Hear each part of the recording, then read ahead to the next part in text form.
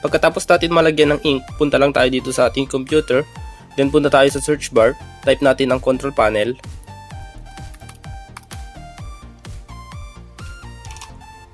Then punta lang tayo dito sa hardware and sound.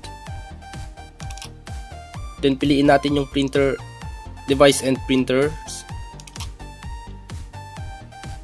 Then punta tayo dito sa view more.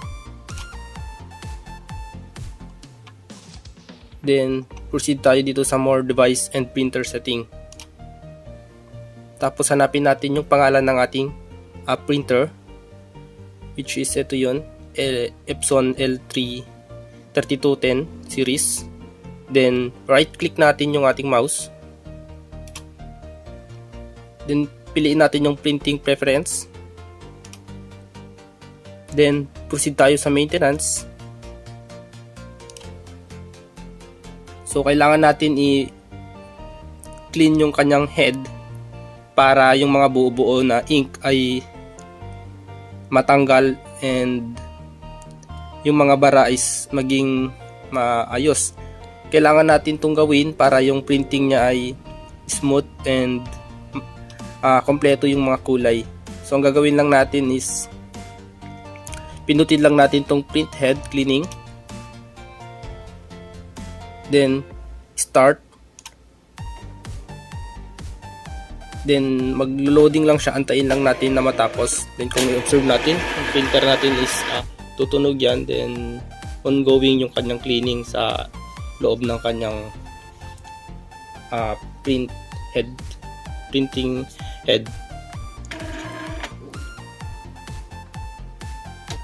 Then wait lang natin siya na matapos. Then kung mapapansin nyo siya, nag-loading. Then kung i-observe natin yung ating printer is tumutunog siya, is normal lang yun. Then make sure na meron nang nakaabang dito na bond paper, clean white bond paper, para mamaya sa sample printing. Then wait lang natin na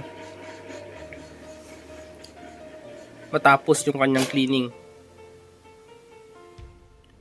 Then after ng cleaning, may lalabas dito na the cleaning cycle is finished. So pindutin lang natin yung print nozzle check pattern para tingnan natin kung buo na yung mga kulay na lalabas sa ating printer. Pindutin lang natin yung print nozzle check pattern, then print. So nandito naman yung palatandaan na which is pag good, kumpleto yung kulay. Then pag yung lalabas dun sa paper natin is hati-hati pa yung mga kulay, kailangan pa natin siyang i-reclean ulit, gaya nung ginawa natin sa una. Then kunin natin yung papel at i-double check natin yung print niya dito sa taas. Tingnan natin kung the same dito sa good.